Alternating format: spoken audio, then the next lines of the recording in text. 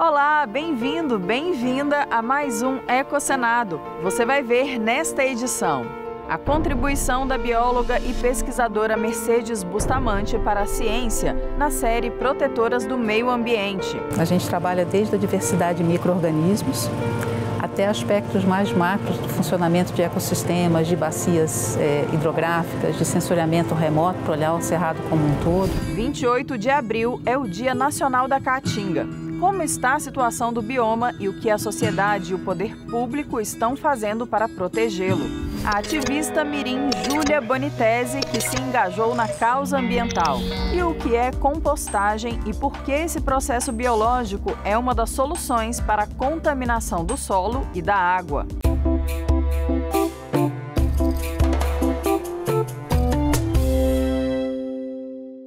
Ela nasceu no Chile, mas também é brasileira e apaixonada pelo cerrado. A bióloga Mercedes Bustamante já ocupou e ocupa cargos de destaque na ciência e na educação, tanto no cenário nacional como no internacional.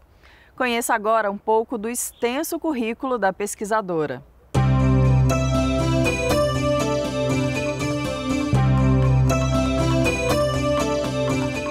Sempre me fascinou o contato com a natureza, a possibilidade que eu tive ainda na infância de ter uma infância muito livre, no sentido de poder brincar e estar sempre em contato com a natureza. E depois na escola, já no ensino médio, eu acho que o contato com bons professores de biologia, eu acho que eles conseguiram me estimular para essa área do conhecimento. Mercedes então decidiu ser bióloga. Cursou a graduação na Universidade do Estado do Rio de Janeiro. Eu tive muita sorte, primeiro por ter encontrado um grupo de colegas que depois viraram amigos para toda a vida, que também tinham interesses em comum. E tive a felicidade também de ter um curso que tinha muita aula prática, de sair para o campo, para o laboratório. E eu acho que isso começou a definir muito cedo o gosto pela ciência, pela experimentação, por descobrir, por investigar. E eu acho que isso foi uma parte fundamental que me levou depois a continuar os estudos na pós-graduação. Primeiro, ela fez um mestrado em Ciências Agrárias. Depois, passou 5 anos na Alemanha, onde fez doutorado em Geobotânica. E então veio para Brasília em 1993. Vir para Brasília foi algo que, uma surpresa, vamos dizer, dentro da minha trajetória. Mas chegando aqui, tendo um contato mais próximo com o Cerrado, eu acho que eu realmente me apaixonei no sentido assim, de ser fascinada pela diversidade, pelas estratégias, pelas interações e, ao mesmo tempo, trouxe também essa preocupação de que um bioma tão rico, desaparecendo tão rapidamente. Hoje, Mercedes Bustamante é professora titular do Departamento de Ecologia da Universidade de Brasília. O trabalho é dividido em 2 metodologias. Aquilo que a gente faz no campo, são os experimentos que a gente tem em campo, de coletar amostras de solo, de plantas, de medir processos em campo. E uma parte dessas análises é feita também no laboratório. Então eu falo que o nosso laboratório é aquele que olha um pouquinho de A a Z. A gente trabalha desde a diversidade de micro-organismos até aspectos mais macros do funcionamento de ecossistemas, de bacias hidrográficas, de sensoriamento remoto para olhar o cerrado como um todo. Então, um pouco do trabalho que a gente faz é tentar elucidar exatamente essas interações, o seu funcionamento, mas ao mesmo tempo chamar a atenção da importância da conservação do bioma cerrado. Em 2023, o desmatamento do cerrado ele já ultrapassou o desmatamento da Amazônia. É sempre importante a gente lembrar também que o cerrado já sai de um ponto de partida mais desfavorável, porque ele já perdeu 50% da sua cobertura nativa.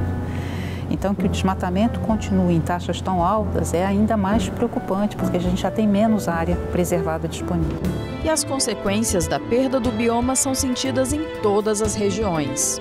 Porque o cerrado tem um papel importante no suprimento de água para outras regiões brasileiras. Então, você vai fechando a torneirinha de água que abastece outras partes do Brasil também. E a isso se soma as mudanças ambientais globais, Então, o cerrado vem sendo impactado por processos locais, mas também pelos processos globais. diversos trabalhos da pesquisadora na área de ecologia de ecossistemas foram premiados. Meu nome, eu compartilho esse reconhecimento com a comunidade científica brasileira, né, que tanto sofreu nos últimos anos. As premiações, elas não são individuais, né? Talvez esteja ali representando um conjunto amplo de outros pesquisadores e, sobretudo, de alunos, né? São os nossos jovens pesquisadores, essa geração de pesquisadores que nós estamos formando dentro das salas de aula, dentro dos nossos laboratórios. Ninguém faz nada sozinho. Então, os prêmios, eles representam o reconhecimento de um esforço coletivo de dar à luz a um problema que muitas vezes fica esquecido. Então, quando sai a premiação, aí as pessoas vão se interessar, poxa, mas é isso que está sendo feito aqui, que bacana. Então, eu acho que tem esse aspecto de comunicar mais claramente para a sociedade o que é o resultado desse trabalho contínuo de ano após ano, de tentar incrementar o conhecimento. E recentemente, em 2023, ela pôde aplicar todo o seu conhecimento quando fez parte do grupo de trabalho de mitigação do painel intergovernamental sobre mudanças climáticas da ONU. E pôde, claro, adquirir mais experiência também. O IPCC é uma experiência muito rica e desafiadora também, né? Ela é rica porque você entra em contato com diferentes culturas, são pesquisadores, cientistas de várias partes do mundo e também de várias áreas do conhecimento. A mudança climática, ela exige uma abordagem multidisciplinar e interdisciplinar. Então, você tem um ganho muito grande nesse processo de descobrir também que há outras formas de pensar e analisar o mesmo problema, né? Ele exige uma dedicação também, né? Mas quando ele termina e você vê a contribuição que ele pode representar e a recepção que o relatório tem, eu acho que isso também é muito gratificante. Ou seja, de você participar de um processo num ponto em que a ciência tem muito a dizer e muito a contribuir para o processo de tomada de decisão. A participação feminina, ela vem aumentando no IPCC, ela é muito dependente também da área do conhecimento. Em algumas áreas do conhecimento ela não consegue ser ainda igual à participação masculina, mas ela vem aumentando.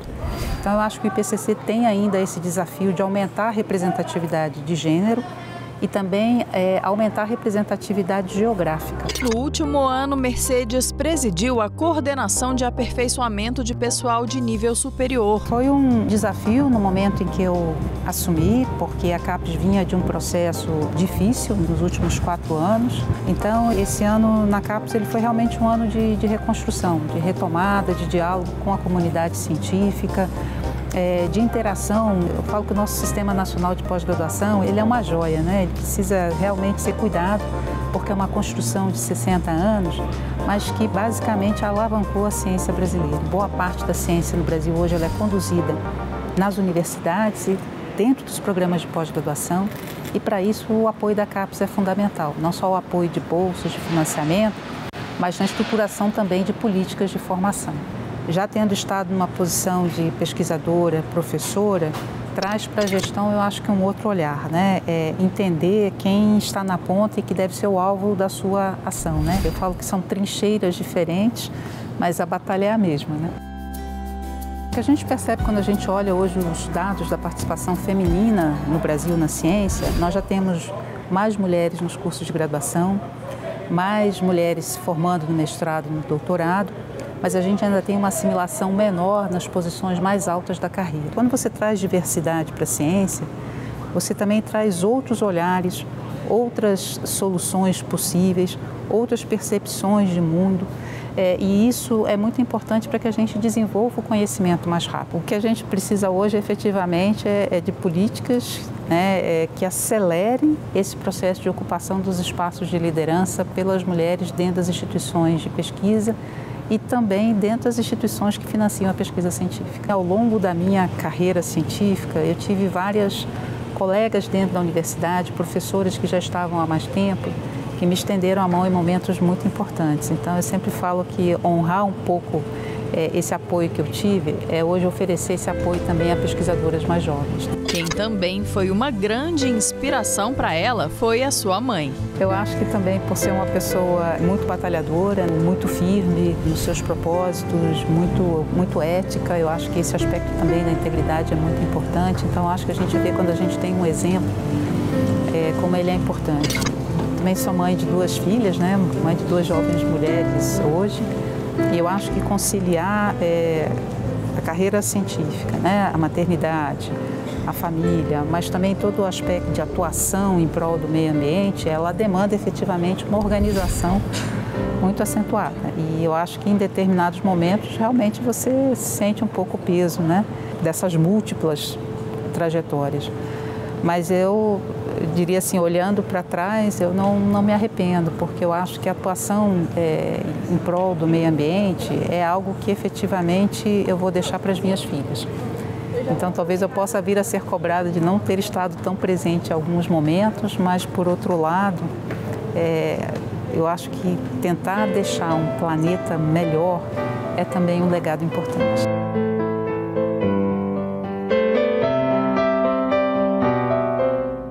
A maior parte dos resíduos orgânicos das cidades brasileiras é despejada em aterros sanitários e lixões, gerando o chorume, que pode contaminar o solo e as águas subterrâneas. Uma saída para esse problema é a compostagem, um processo biológico de reciclagem que transforma o lixo orgânico em adubo natural. Alguns tipos de restos de alimentos, fezes de animais herbívoros e resíduos de áreas verdes se decompõem pela ação de fungos, bactérias e outros micro-organismos e viram uma espécie de terra preta rica em humus e nutrientes. O método vermicompostagem usa também minhocas, que aceleram o processo.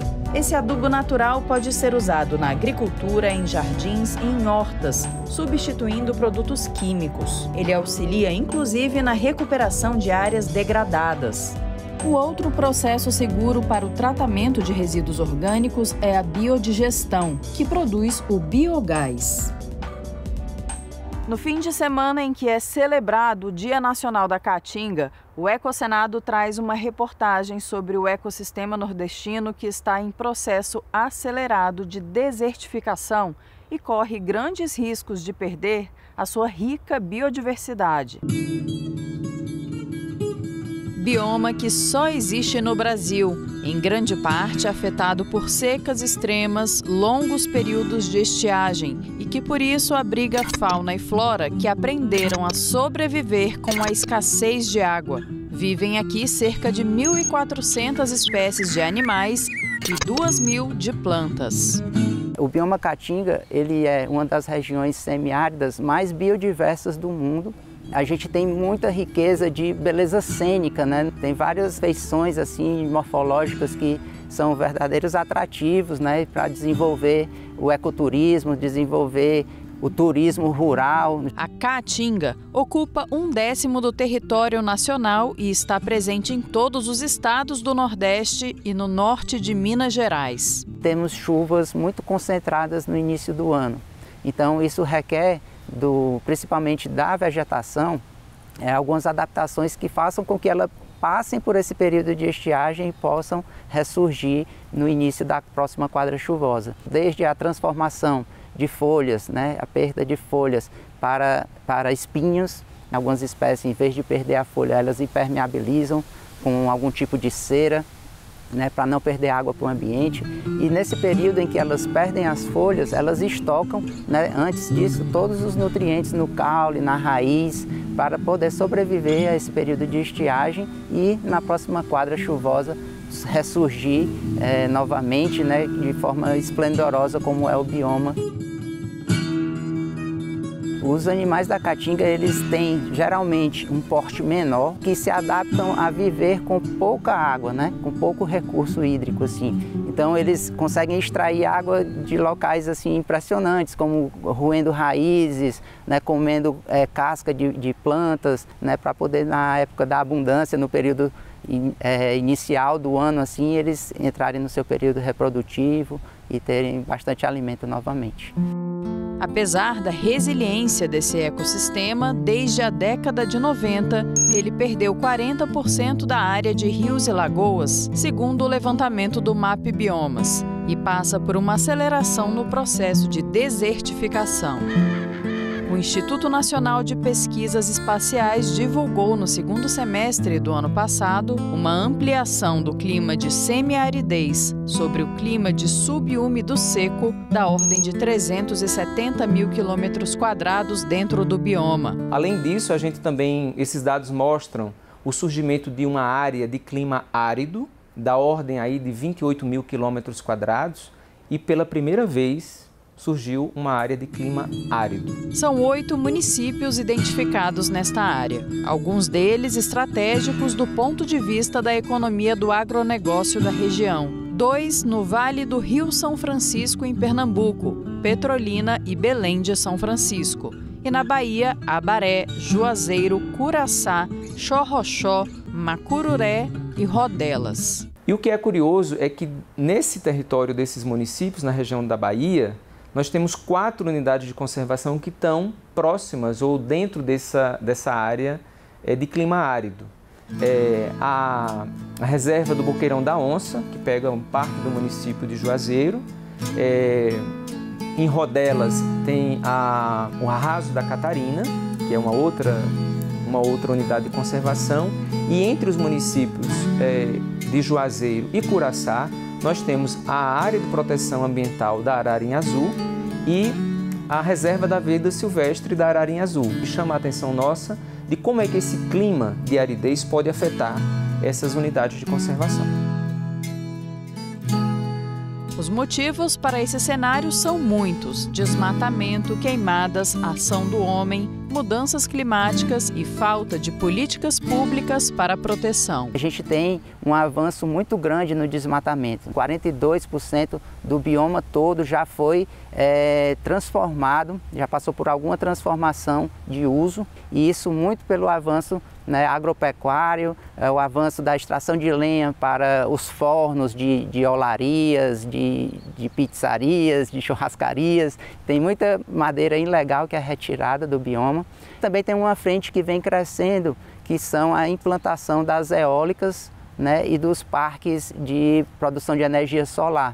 Hoje, há mais de 1.400.000 estabelecimentos da agricultura familiar, assentados da reforma agrária e populações tradicionais e extrativistas nesse território do semiárido do Brasil, que dependem da terra e da água para produzirem alimentos. Essa população ela acaba sofrendo muito mais, porque além de ter que lidar com o processo de degradação da terra, também sofre com a mudança no regime de chuvas. Elas sofrem na medida em que não conseguem as condições ideais para a atividade produtiva e também da sua reprodução social e cultural nesses ambientes. Requer uma adaptação desse pessoal do campo para que consiga manter esses recursos que eles conseguem armazenar no início do ano até o final do ano, passando por essa quadra de estiagem. Um dos trabalhos que a Associação Caatinga faz nas comunidades é de educação ambiental. Eu não ouvi, eu comecei a desmatar. Aí quando foi no segundo ano, veio um inverno grande, acabou com tudo. Levou a terra cavada toda. Aí nós ficamos 2 anos sem tirar nada. E aí já começamos a pensar em matar de novo. Até que surgiu a Associação Caatinga, Aí teve uma reunião, eu fui. Aí eles disseram que estavam reflorestando as beiras de rio. Aí eu digo, rapaz, então vocês chegaram na hora certa, porque eu estava precisando, só não sabia como. Porque eu nunca passou pela minha cabeça que a gente fizesse uma muda de árvore, Eu via nascer debaixo das árvores mesmo, no mato, mas a gente plantar eu não tinha nem essa ideia, não. Em termos de políticas públicas, a gente tem que avançar na implementação do Código Florestal. Também a gente deve avançar no incentivo econômico para aqueles que conservam, através do pagamento por serviços ambientais, e também avançar na criação e implementação das unidades de conservação. A associação também faz campanha para a aprovação de uma PEC que torne o bioma patrimônio nacional. Imagine um bioma que não está lá na Constituição como um patrimônio nacional, há brechas, né, para que o avanço da degradação desses biomas ocorra. O Ministério do Meio Ambiente está adotando medidas desde o ano passado para a retomada da Política Nacional de Combate à Desertificação, paralisada por mais de 6 anos. Um segundo plano da política está em andamento. Esse plano de combate à desertificação prevê um conjunto de medidas e estratégias para os próximos 20 anos de como nós vamos lidar num arranjo entre sociedade civil, iniciativa privada, governos locais, municipais e estaduais, comunidade científica e governo federal. Uma das práticas mais eficientes do ponto de vista da recuperação de solos, da contribuição para a recarga de águas subterrâneas, para a recuperação da biodiversidade e para a produção de alimentos saudáveis são os sistemas agroflorestais. Agora, além da agrofloresta, existem várias outras práticas e técnicas, tecnologias sociais já testadas por projetos, pelas comunidades, né, pelas organizações da sociedade civil e pelos governos, inclusive apoiados pelo Ministério do Meio Ambiente, que contribuem para o combate ao processo de desertificação. Como, por exemplo, o programa, a ação de recatingamento. Temos o grande desafio de gerar emprego, renda, desenvolvimento sustentável, mas preservando o bioma, que ainda é muito pouco conhecido do ponto de vista da pesquisa. Tem uma delicadeza muito grande, qualquer mudança, né, na conformação natural desse bioma significa agravar o problema da estiagem e agora, no contexto da mudança climática, é fundamental a proteção, o uso sustentável do bioma caatinga. A ministra considera fundamental o papel do Congresso Nacional para a realização de políticas públicas. Que tem uma importância estratégica na manutenção do arcabouço legal que preserva os biomas, em evitar que retrocessos aconteçam em relação a essa legislação e na alocação de recursos para que as políticas de combate à desertificação, as políticas de desenvolvimento sustentável, de geração de energia em base sustentável, possam ser cada vez mais ampliadas nos biomas brasileiros e, nesse caso, a Caatinga. O Senado tem essa tarefa de preservar toda a federação e a Caatinga faz parte, a meu ver, desse processo de preservação. Na hora que a Caatinga passar a ser patrimônio nacional, nós teremos condições de, pela lei do patrimônio nacional, ter políticas públicas efetivas, voltadas para a Caatinga. Só que a gente comemore, não é, o dia da Caatinga, com propostas, não é? Era muito bom que a Câmara aproveitasse esse período para aprovar esse projeto e a gente poder comemorar esse bioma tão especificamente brasileiro, de tanta identidade nacional com a configuração da nossa sociedade.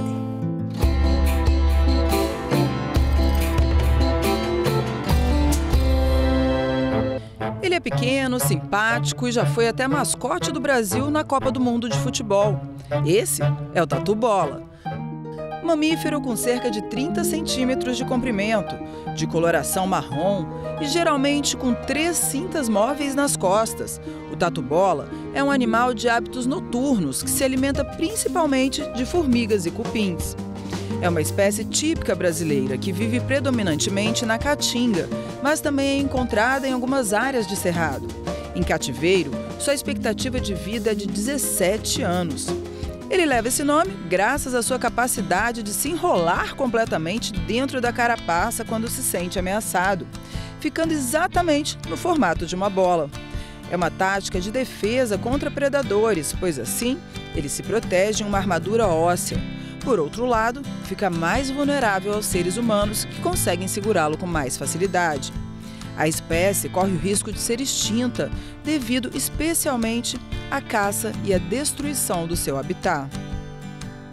Aos 8 anos de idade, Júlia Bonitese teve a iniciativa de começar a envolver outras crianças e também adultos na causa ambiental.